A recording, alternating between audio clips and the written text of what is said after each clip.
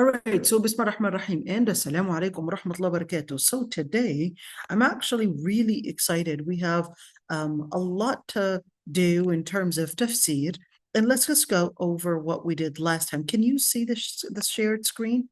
Yes, you can. Good. Alhamdulillah. So let's see. We left off at this ayah. وَيَوْمَ يَحْشُرُهُمْ جَمِيعًا يَا مَعْشَرَ الْجِنِّ قَدِ اسْتَكْثَرْتُمْ مِنَ الْإِنسِ. So that was that ayah right there. يَا مَعْشَرَ الْجِنِّ قَدِ اسْتَكْثَرْتُمْ مِنَ الْإِنسِ وَقَالَ أَوْلِيَاؤُهُم مِنَ الْإِنسِ رَبَّنَا اسْتَمْتَعَ بَعْضُنَا بِبَعْضٍ. And hold on, actually, hold on. Am I right? No, this is where we left off at. وكذلك نولي بعض الظالمين بعضا بما كانوا يكسبون. This is the place that we left off at. يا معشر الجن والإنس ألم يأتكم رسل منكم يقصون عليكم آياتي وينذرونكم لقاء يومكم هذا. قالوا شهدنا على أنفسنا وغرتهم الحياة الدنيا وشهدوا على أنفسهم أنهم كانوا كافرين. Okay, so what is the issue here? The issue is Allah subhanahu wa ta'ala, remember, was actually laying out a number of different things. Number one, we talked about the reference. Allah subhanahu wa ta'ala was letting us know that the reference and figuring out the reference in your ilm and even in your legislature. So we're talking about your knowledge, your vision, in how you understand the world, and that's where Tawheed is key to understanding truth. Tawheed is key to understanding truth, so Allah subhanahu wa ta'ala lets you redirect your vision towards focusing on recognizing your basis of ilm. Number two, we said data, understanding the different things in human behavior and understanding the world around you, all of that, but you will not be capable of reading this data unless you had the vision of Tawheed and plus the vision of Quran and Sunnah to help you interpret the data correctly. Then finally, the part about interpretation to let us see basically the details of this data and how we apply it. So interpretation would be how we apply this data, how we apply this information, and certainly the data would be all the different data that you have around you, but looking at it from the lens of Quran and Sunnah, and we're talking about human behavior. The reference, which is Aqidah, is basically the foundation. So Allah subhanahu wa ta'ala was letting us know that فَمَا يُرِدِ اللَّهُ أَن يَهْدِيَهُ يَشْرَحْ صَدْرَهُ لِلْإِسْلَامِ. Whoever Allah subhanahu wa ta'ala guides, whoever Allah subhanahu wa ta'ala basically sees in that person as this dedication that Allah subhanahu wa ta'ala would bring about this type of sharh, this openness, this vision towards Islam.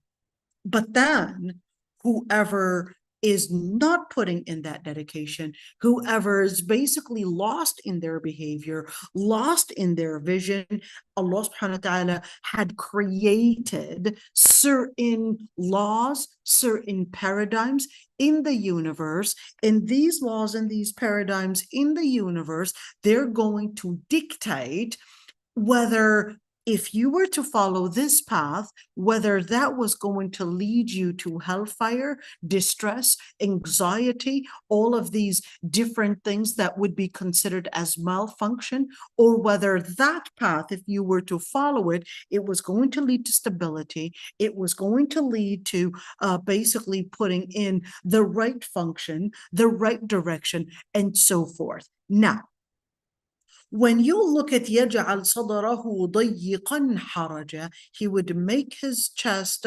ضَيِّقًا حَرَجًا, would be narrow, it would be feeling like it was grasping for air, and we went in details with this one, and we said يَجْعَلُ اللَّهُ الرِّجْسَ عَلَى الَّذِينَ لَا يُؤْمِنُونَ, because if they don't have their foundation in place, then they're going to be confused about their understanding of the foundation of of the universe that is the reference, and they're also going to be confused in understanding the data that surrounds them. How do I understand women? How do I men? How do I understand the social dynamic? How do I understand the justice, the definition of justice? How do I understand finance, the definition of finance? How do I understand my own inclinations to do different things?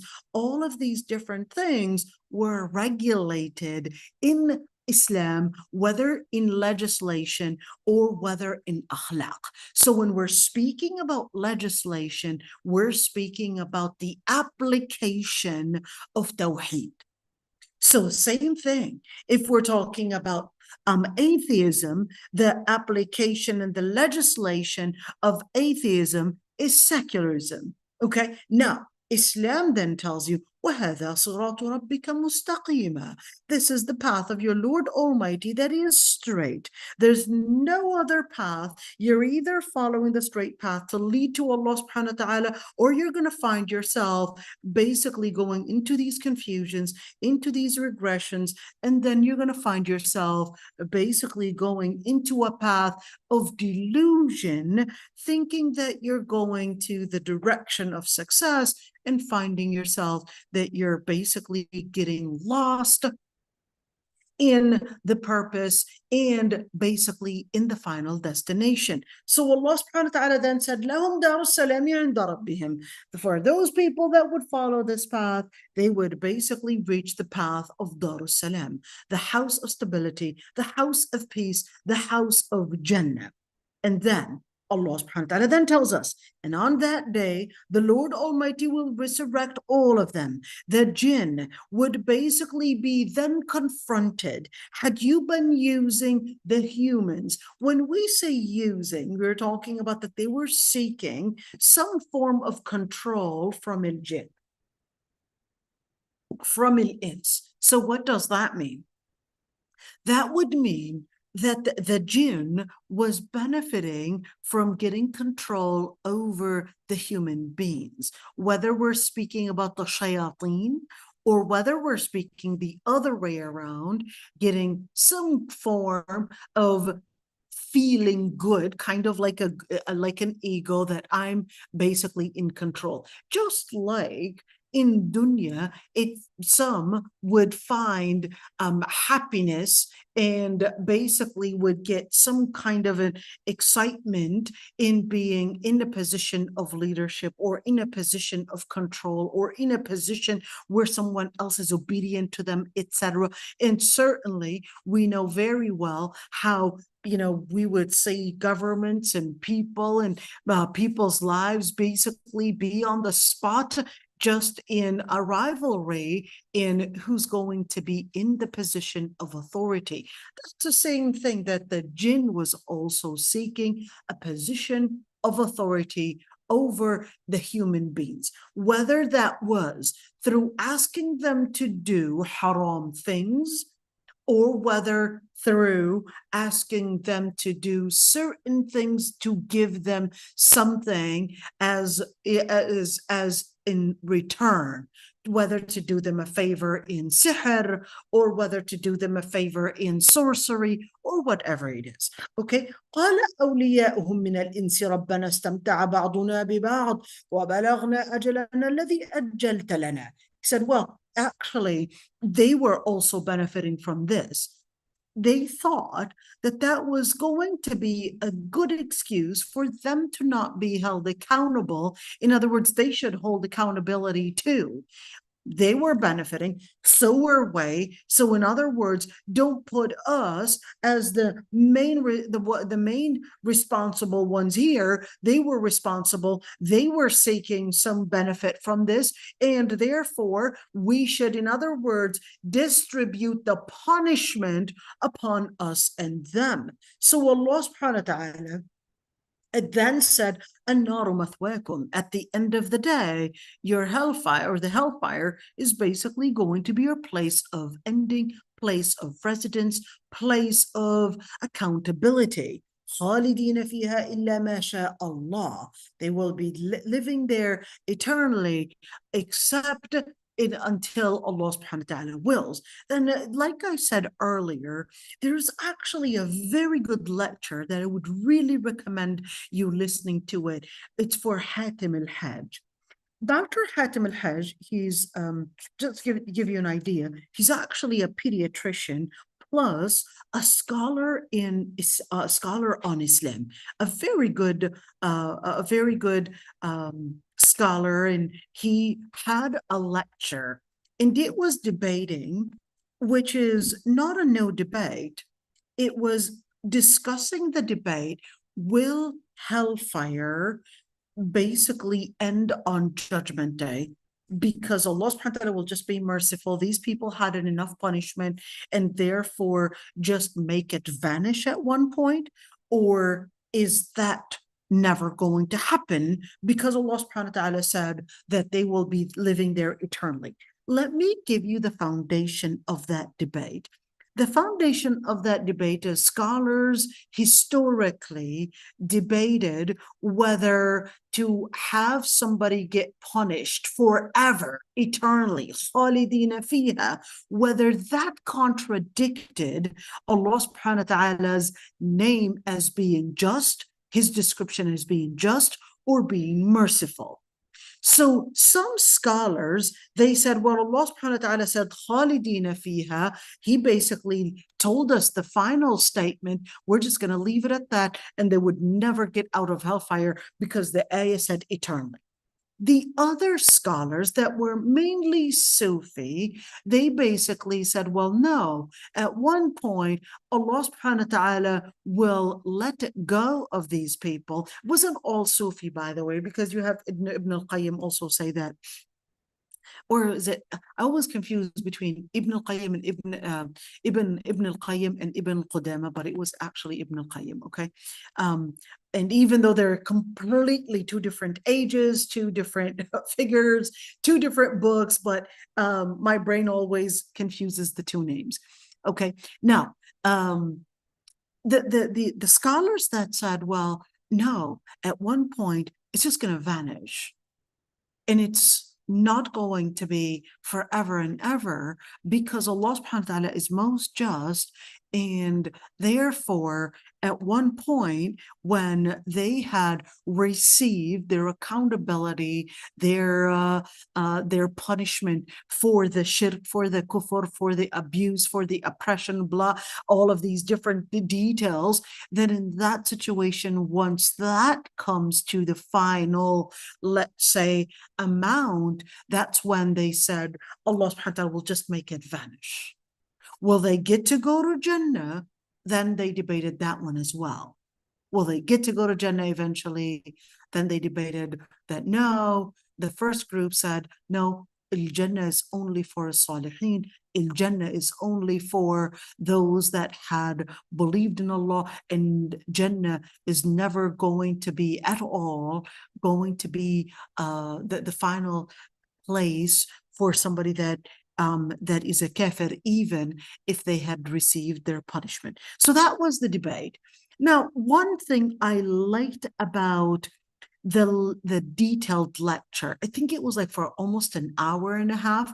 One thing I liked, even though he's Salafi, but I liked how he laid out the idea in a way to help those that are struggling with that concept, and feel that, you know, I believe that that's not fair. I believe that that would contradict the ambivalence of God. I believe that that would contradict a God that is all merciful, to say that they will be punished in such severity forever, and they would prefer that hellfire would just vanish at one point after these people getting their punishment. And I loved how he was inclusive and actually said, you know, what really matters is that they would hold on to their tawheed. And if they were struggling to believe in this piece of it, and based on إلا ما شاء Allah, or based on لابثين فيها أحقابا, that it was basically making it as exclusive to a certain number, etc. And he said, well, it is within the parameter of Islam. Don't get out of the parameter of Islam because of something that we don't really have deeper information about. We don't have specific information about what will go and how far along will basically all that punishment be for. All of that we don't really know in the aftermath of that. So therefore, what the Quran was telling us was limited to a specific time, but what will happen after that? Will Allah subhanahu wa ta'ala make a new creation and similar to our creation and give them another test? Allahu A'lam. To basically leave these people that are struggling with understanding this interpretation, that are struggling with this idea, we would say, you know, stay within the fold of Islam. Stay within the fold of Islam. And this is a considerable opinion, even if we may debate on whether we consider it preponderant or not. I loved the way that he presented it, and the whole, it was like I said, an hour and a half. Definitely check it out, and hopefully, inshallah, you know, you'll get a lecture to really hear what is this debate all about. But I just wanted to summarize, you know, this debate right there. Okay, let's see. يا معشر الجن والإنس ألم يأتكم رسل منكم يقصون عليكم آياتي وينذرونكم لقاء يومكم هذا. So certainly, you know, Allah subhanahu wa ta'ala was telling the kuffar, you know, that each was basically wanting to control the other in leading them to the wrong end, leading them to disobeying Allah subhanahu wa ta'ala. But that wasn't just the case, that there was going to be this snap, or let's say something that is going to happen in their life, that Allah subhanahu wa ta'ala will also put other zalama, other oppressors, to basically be the ones to oppress them as a punishment for their oppression. Keep this one in mind.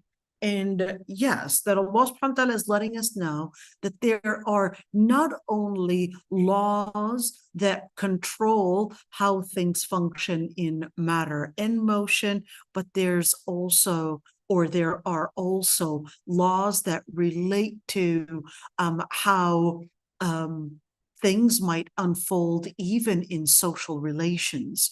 And we may not, you know, in other religions, they call it karma. Okay, so there is actually something that is indicative of something similar to what Buddhists would consider as karma, basically there. But the main difference between karma in Buddhism and Islam is that in Islam, we consider that Allah subhanahu wa ta'ala is the one to control all the different forces in the world. In Buddhism, they would consider that, no, it's the energy, it's the forces that you put in, and therefore this would be an energy and a force within the universe, and it basically works on its own. That's kufr. So to believe in karma is kufr, because to believe that it's some kind of an energy that basically works its way in determining and dictating, etc., and therefore it would come to you, or if you were doing good, this karma is going to bring you good. If you were doing bad, this karma is going to come and probably have your car shut down, or probably, you know, just basically this energy is going to act on its own. That's kufr. That's good to believe. But in terms of the application, we would agree that there is some power, that whatever you would do, whether in good or bad, that certainly in this life, that there's going to be something that will come back to you. You feed the poor, you're going to see one day this is going to come back in a positive outcome, not positive energy, because positive energy comes from the concept of karma, comes from the concept of Buddhism, that there is this energy that's working around and that basically controls everything in the universe, and it's not God. Buddhism is an atheistic religion. In Islam, no. It's Allah subhanahu wa ta'ala that had created the universe, and part of what he had created is the different forces, and also he himself is the one to control those forces, control whether we're speaking about forces to mean different things of matter in motion, or whether we're speaking about energy, or whether we're talking about force, potential, whatever you want to call it.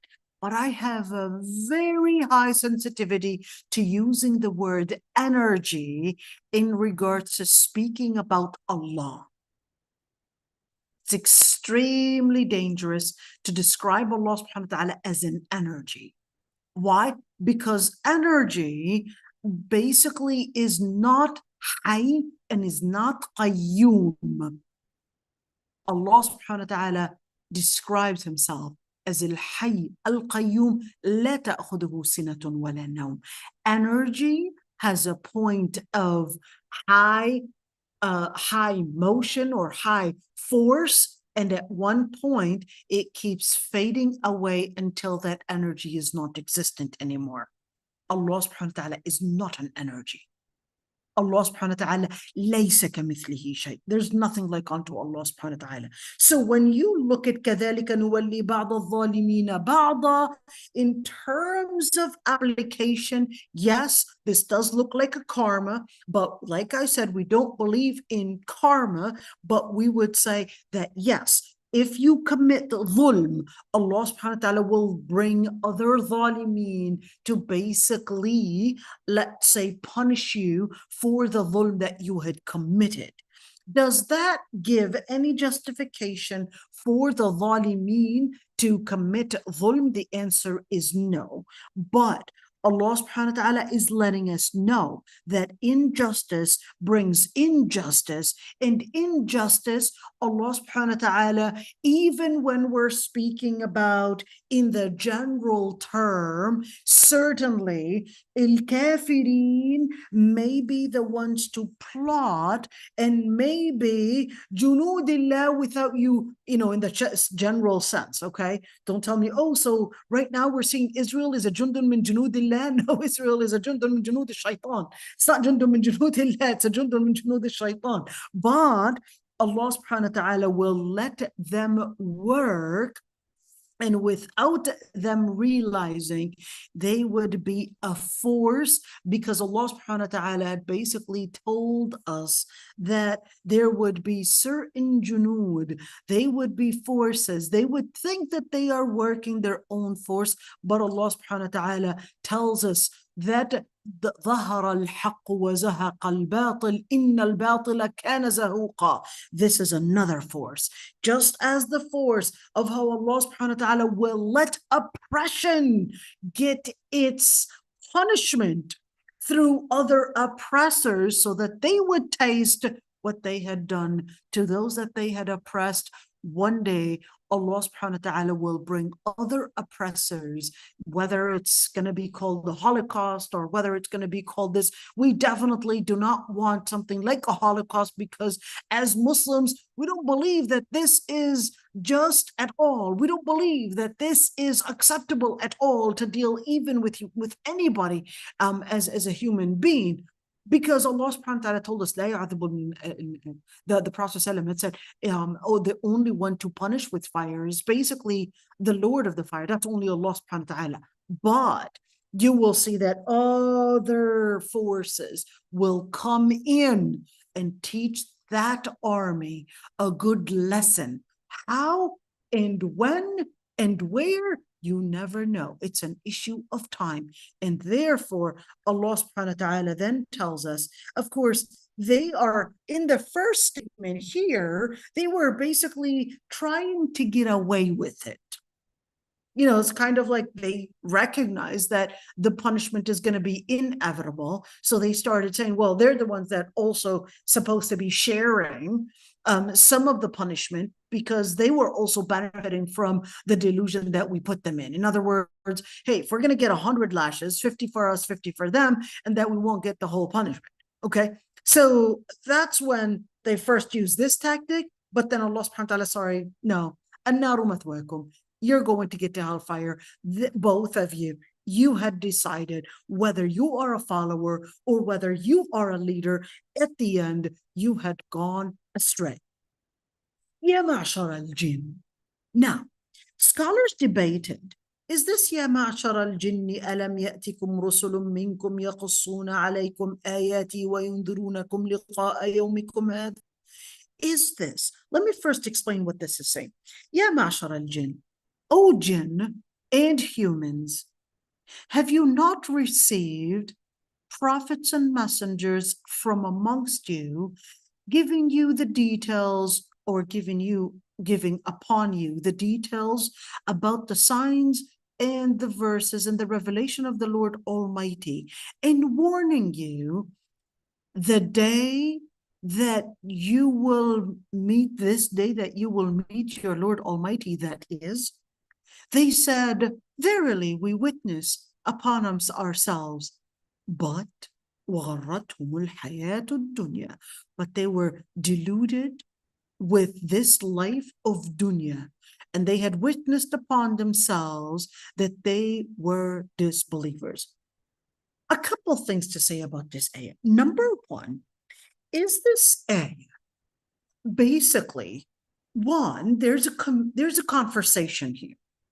Is this ayah telling us that it's the malaika, just like Malik Khazin al-Nar, is he going to be the one to tell them along with all the different malaika, tell them, well, didn't you get a day when there was a time, you got the revelation, and they told you that this was going to happen. Why didn't you take it seriously? Is this a conversation that malaikat, the basically the guards of hellfire, asking them? Or is this Allah subhanahu wa ta'ala just telling them that, listen, there's going to come a time where there's something called lisan al-hal and lisan al-maqal. Let me write that down. Let me clarify what that means, okay? So when you say lisan al-hal, you're actually talking about, let me write that down, okay? Lisan al-hal and lisan al-maqal, okay? Lisan al-maqal, I'll start with the one at the bottom. Lisan al-maqal is that, let's say you're sitting down and you're saying, you know what? I am so tired. This is lisanul maqal. This is something that you are saying. But lisanul hal, I could see you're worn out. You're barely talking.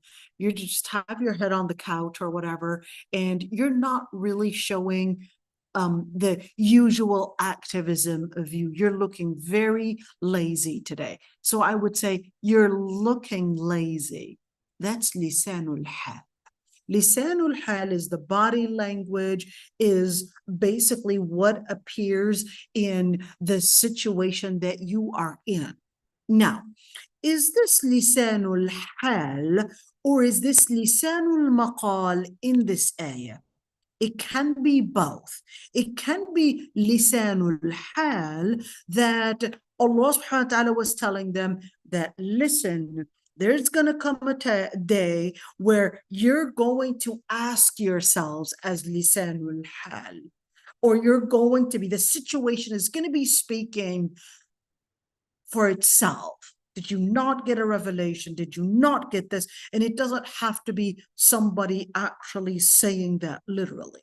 at the end, Allah subhanahu wa ta'ala is letting us know that there's going to come a time where whether lisanul hal or whether lisanul maqal, that this is going to be the speech that would basically be surrounding the area. Regret, remorse. Why did we not take advantage? Why did we not listen to the revelation and take that moment to consider these words as basically a word to help us recognize that there is a day of accountability? Why did we lose out on that opportunity to get to Jannah? So when they were questioned, قالوا شهدنا على أنفسنا, that was there. Now it's like, okay, we're witnessing that what we did was wrong. They said, we're witnesses upon themselves. Can we just end this now? Okay, so we did wrong. But they thought that in the first one, they said, well, I mean, we were both benefiting. Let's split that punishment. They get half, we get half, or whatever it is. They were also benefiting. Now they use the second type of trying to get away with it. They said, okay, we're confessing here. Yes, what we did was wrong. We recognize that you had sent the prophets and the messengers. Here we're at right there confessing. Can we, in other words, get away and basically not get held accountable for this and end up getting some kind of a mercy? So that's when Allah subhanahu wa ta'ala is telling us what really had happened. غرتهم الحياة الدنيا. What is it? غرتهم. غرتهم comes from the root غرر. Let me give you an idea about that root. You remember there's al-ghurur, there's al-gharur, and there is when we talk about al-gharar, which al-gharar is different than this. But let me explain it. Gharra and gharara. Okay, the root actually means that there was, remember when we say gharar? When we say gharar, we're talking about a form of manipulation. And gharar or gharara could also mean that a person would have a high expectation of something, and then once they get to it, they discover that it was all a delusion. That's what غرتهم الحياة الدنيا, that they had such high expectations of probably living long enough. Maybe if I were to make this amount of money, this is what I'm going to get, and all of that. And that's غرتهم. If I were to get this degree, I'm going to get this job. And after I get this job, I'm going to be making this amount of money in a year. And I'm going to buy a car. It's going to be this really extravagant car. And I'm going to be, in a position of really being like happy that I'm in authority. And yeah, I'm going to be like those millionaires and billionaires and all of these different people that are being presented as the key successors and basically the ones to be the influencers.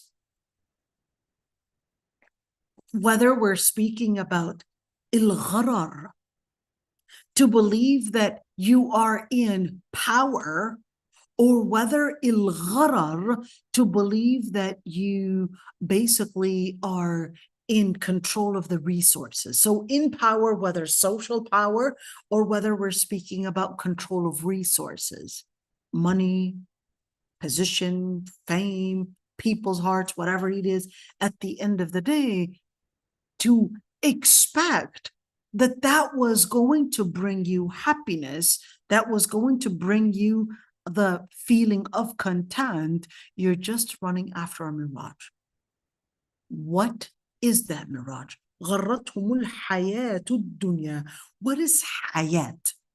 Hayat, the plural of it is حيوان. الآخرة لا هي الحيوان. Allah subhanahu wa ta'ala in Surah al-Rum, No, that was al-Ankabut, is it? Never mind. I forgot what surah. Okay, الآخرة لا هي الحيوان, he said. الفرقان, I think. Okay, what is لا هي الحيوان? Meaning hayat after hayat after hayat after hayat. Hayat is one, life. When you say life, you're talking about the time that you were existent in. Ad-dunya, the word dunya actually means the lowest thing.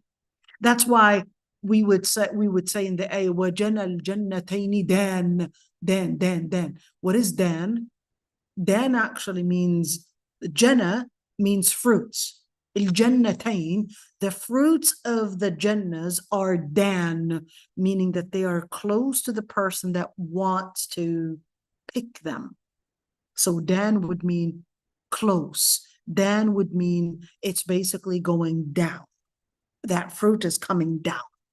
Okay, so Jannah al-Jannataini dan means that.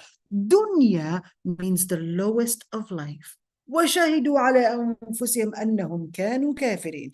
And they witnessed upon themselves that they were disbelievers. In other words, what did they try to do? They attempted to get away with it. They attempted to say, okay, here we go. Can we get out of this now? But then Allah subhanahu wa ta'ala then tells us another reason. ذَلِكَ أَن لَّمْ يَكُن رَّبُّكَ مُهْلِكَ الْقُرَىٰ بِظُلْمٍ وَأَهْلُهَا غَافِلُونَ. For the Lord Almighty would not punish any city or anybody. If we're talking about a city, we're talking about the dwellers in the city, in anything, until they are ghafilun. What is the context of this ayah? The context of this ayah is to tell us that the way that people behave is going to determine the end. What kind of behavior? Well, the behavior in ghafla. If a person is, so what's a ghafla anyways? Il-ghafla is to be pacified away from something. Let's say you're probably, you have your phone on silent. Okay, your mom is calling you and she's calling, you forgot to take off that silent mode because you were busy listening to a lecture. You were ghafilti, you basically were pacified, or at least you were busy with something else that you forgot when the lecture was over to take off that silent mode off your phone. You were too pacified, you were too busy with something else. That's ghafla. Okay, but al-ghafla more has a, let's say, a negative connotation than something that you were busy listening to a lecture, forgot to turn off the silent mode, because that would be a good connotation, right? But al-ghafla would more be a negative connotation that you were busy with something trivial. And therefore, you were not focused in putting the attention on what really matters. That's al-ghafla. Your brain, your focus, your words, they're busy with something else that you forgot to focus on what's more important. Why? Because no man basically has two hearts in their stomach or two hearts in their body. Could only focus on one thing. So Allah subhanahu wa ta'ala is telling you, and that's one thing, is that you would see Allah subhanahu wa ta'ala telling you to do dhikr, to basically do that focus in your vision, to basically focus. And على جنوبهم يتفكرون في خلق السماوات والأرض ربنا ما خلقت هذا باطلا سبحانك. And therefore, basically recognizing right there that, you can't think about more than one thing. Okay, great, ladies, you can probably multitask a little different than the guys, but you can't think of more than one thing. And you can't talk about more than one thing. And your heart cannot be busy with more than one thing. So Allah subhanahu wa ta'ala is teaching us how to do that tazkiyah in learning how to get out of all the contaminants.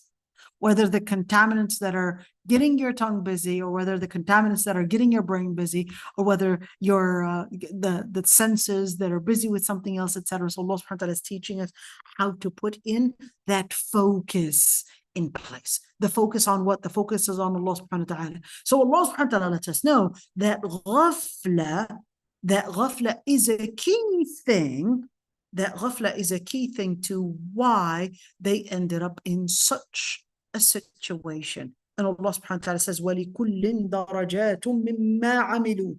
And each would have a certain level, a certain position, a certain status. Based on what? مِمَّا عَمِلُوا. Based on what they had done. Your actions are basically going to determine your position in akhirah. I thought it was your aqidah. Yes. There's the amal, there's the action of the mind, the action of the heart, the action of your extremities, the action of the eyes, the action of the tongue. All of that is amal. So in this situation, al-amal includes aqidah. Okay? وَمَا رَبُّكَ بِغَافِلٍ عَمَّا يَعْمَلُونَ. I want to look at this one because he said غافلون and بغافل. So if you are غافل, the Lord Almighty is not غافل.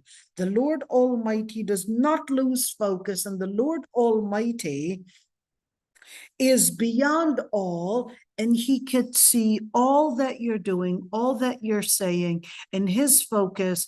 If you might say, well, something's happening there, that doesn't mean that the Lord Almighty is focused on something else, and therefore he's not focusing on what you're doing. But the Lord Almighty is seeing all at the same time. He's never ghafil. So وَرَبُّكَ الْغَنِيُّ ذُو الرَّحْمَةِ. And your Lord Almighty is al-Ghani. What is al-Ghani?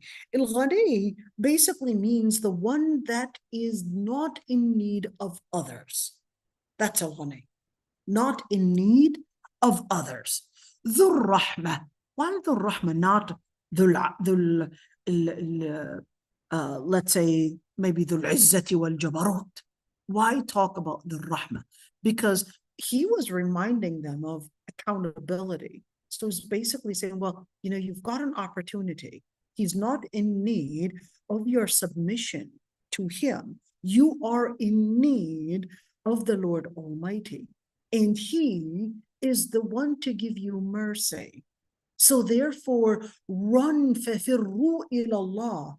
If you're afraid of accountability, then run to your Lord Almighty and not run away from your Lord Almighty. Whenever you're afraid of something, you run away from it. But with Allah subhanahu wa ta'ala, you run towards him.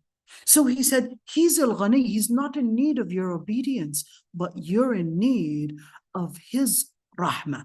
You're in need of his mercy. If he wills, he can actually bring a different nation, a different generation, a different group of people after basically bringing in a complete elimination and a complete ending to your generation. And يستخلف من بعدكم ما يشاء, and he would bring another generation from what he would determine as exactly that you had been created from a generation before you. And therefore, just remember, إِنَّمَا تُوعَدُونَ لَآتٍ. Remember, all that you were promised is going to be la'at. It's going to be happening. It's going to be inevitable. It is going to be coming. وَمَا أَنْتُمْ بِمُعْجِزِينَ. And this is a statement of wa'id, a statement of threat. وَمَا أَنْتُمْ بِمُعْجِزِينَ, meaning you cannot overcome, one, the determination of the Lord Almighty, two, the statement of the Lord Almighty, three, Allah subhanahu wa ta'ala is basically the one to be in power and be in determination, and therefore he's the one that determined dunya and akhirah, determined your life and your death, determined your health and your illness, determined basically your provision and your faqr. So therefore you can never overcome Allah subhanahu wa ta'ala and think that you would be the one to determine what happens next. So therefore, فَفِرُّوا إِلَى اللَّهِ, and turn to Allah subhanahu wa ta'ala. So then, قال يا قوم اعملوا على مكانتكم. So Allah subhanahu wa ta'ala tells the Prophet ﷺ, say, O my people, اعملوا, do for مكاناتكم or مكانتكم. Two different قراءات. What is المكانة? المكانة means from the word المكان, meaning the place. But is this talking about a place, or is this talking about a status, or is this talking about a position? It's basically talking about all. Whether a status, whether salih or not salih on Judgment Day, or whether we're speaking about makan to mean the place, meaning Jannah or hellfire, or whether we're speaking about makanatikum, different statuses that you would basically be in Jannah, but there's a high level in Jannah, there's a lower level and a lower level, and so forth. For inni amal, I too I'm going to be investing towards that. So I'm not giving you some maw'idha and asking you to basically live up to this day and me not doing it. I'm also within this. You could see that I'm trying to work towards Jannah. I'm trying to work towards the principles of the Lord Almighty. فَسَوْفَ تَعْلَمُونَ, for you will know that who is really going to be getting the ending, in other words, the successful ending. إِنَّهُ لَا يُفْلِحُ الظَّالِمُونَ. And the ones to be the oppressors are not the ones that will be in success. نسأل الله العفو والعافية. Today, we pretty much did this tafsir, I would say, not al-Qurtubi. Tomorrow, we'll get into al-Qurtubi and actually go in details with that one. A lot of things to say. If there are any questions, I'd be happy to answer them. I know not everybody is here, but I guess, yeah, so they were busy. So if there are any questions, I'd be happy to answer them. See, got Amory, Jarai, Matina. Before we so call out the names, if there are any questions while we're live streaming, go ahead. Nobody? Okay.